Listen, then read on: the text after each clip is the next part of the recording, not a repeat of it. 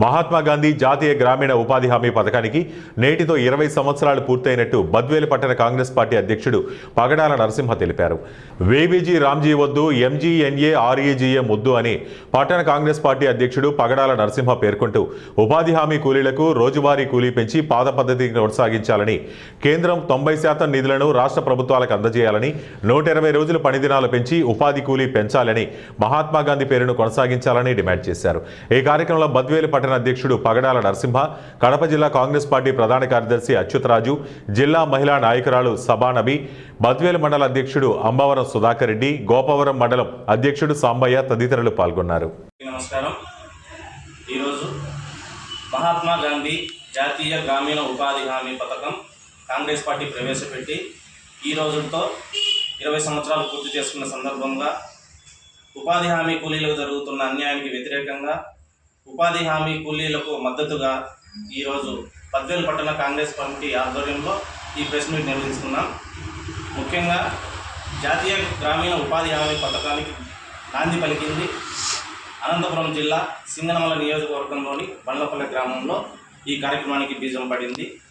అప్పటి కాంగ్రెస్ పార్టీ ముద్దుబిడ్డ, దివంగత మహానేత శ్రీ వైఎస్ రాజశేఖర రెడ్డి గారు, మన మంత్రి రఘువీరారెడ్డి గారు, అప్పటి కాంగ్రెస్ పార్టీ ప్రచారంలో పాల్గొన్నటువంటి యూపీఐ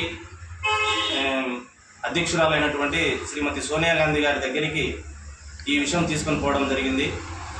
అప్పట్లో రాయలసీమలో కరువు ప్రాంతం ఎక్కువగా అనంతపురం జిల్లా, అలాగే అక్కడ ఉన్నటువంటి కూలీలందరూ ఉపాధి కోసం పక్క రాష్ట్రాలకు వలస వెళ్ళి ఈ యొక్క పనులు చేసుకుంటూ వాళ్ళు జీవనం సాగిస్తున్న ఈ క్రమంలో వీరు చెప్పిన ఈ సందేశాన్ని ఆమె ఇది ఒక రాష్ట్ర సమస్యగా కాకుండా ఒక దేశ సమస్యగా గుర్తించి, కాంగ్రెస్ పార్టీ అధికారంలోకి వస్తే ఇటువంటి వలస కూలీలకు ఏదో ఒకటి చేస్తానని హామీ ఇవ్వడం జరిగింది. ఆ రోజు సరిగ్గా 2004లో అధికారం చేపట్టిన తర్వాత 2005లో ఈ పథకానికి శ్రీకారం చుట్టడం జరిగింది. తర్వాత అప్పటి ప్రధానమంత్రి మన్మోహన్ సింగ్ గారు, యూపీఐ అధ్యక్షురాలైనటువంటి శ్రీమతి సోనియా గాంధీ గారు ఈ అనంతపురం జిల్లా సింగనమల నియోజకవర్గం బండ్లపల్లి గ్రామంలో ఈ యొక్క కార్యక్రమానికి, ఈ యొక్క బృహత్తర కార్యక్రమానికి బీజం వేయడం జరిగింది. దీంట్లో 2006లో ఫిబ్రవరి 2వ తేదీన దీనికి ఒక కొత్త చట్టం తీసుకొని రావడం జరిగింది. ఈ చట్టంలో 100 రోజులు ఉపాధి హామీ అనేది ఖచ్చితంగా ఉండాలా. తర్వాత కేంద్రం నుంచి 90% నిధులు కాంగ్రెస్ పార్టీ ఆధ్వర్యంలో మేము ఈ ఉపాధి పథకం గురించి కొన్ని విషయాలు ప్రజల దృష్టికి తేవాలనే ఉద్దేశంతో ఇక్కడ మీటింగ్ ఏర్పాటు చేయడం జరిగింది.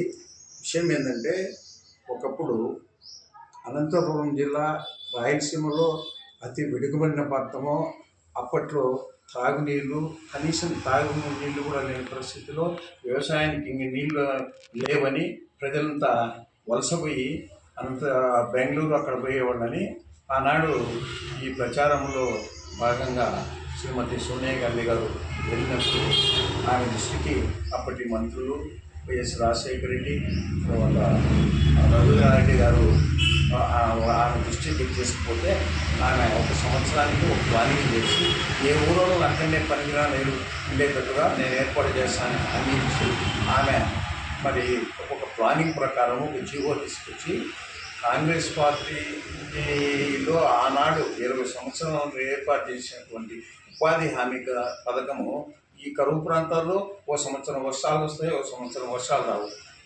ఏ గ్రామానికి ఆ గ్రామంలో కొన్ని పంచాయతీలో 10 గ్రామాల్లో ఏ గ్రామానికి ఆ గ్రామంలో కమిటీలు ఏర్పాటు చేసి ఉపాధి పథకంలో వారం వాళ్ళకు అమౌంట్ వాళ్ళ అకౌంట్కి ఇచ్చే ఏర్పాటు చేసి అది పేద బడుగు బలహీన వర్గాలకు, పేద వాళ్ళకు అది ఒక ఉపాధి. ఆ విధంగా చేసినటువంటి పథకాన్ని అదేదో కేంద్ర ప్రభుత్వం ప్రజెంట్ బీజేపీ వాళ్ళు ఏదో కుతంత్రాలతో దాని పేరు మార్చాలా, 60% మేము ఇస్తాము, 40% రాష్ట్ర ప్రభుత్వం దాన్ని భరించాలంటే కనీసం మనం ఉండే రాష్ట్రంలో జీతాలు లేని రాష్ట్రాల్లో, కొన్ని రాష్ట్రాల్లో 60% ఆనాడు 10% ఇచ్చేదానికి చాలా ఇబ్బంది పడినటువంటి రాష్ట్ర ప్రభుత్వాలు ఈరోజు 40% తీసుకొచ్చి మరి యువ స్తోమత ఉందా? కానీ ఇది చాలా మోసపూరితమైనది. అయినా కూడా పేరు మార్చి మహాత్మా గాంధీ పేరు మార్చి ఇంకో పేరు పెట్టి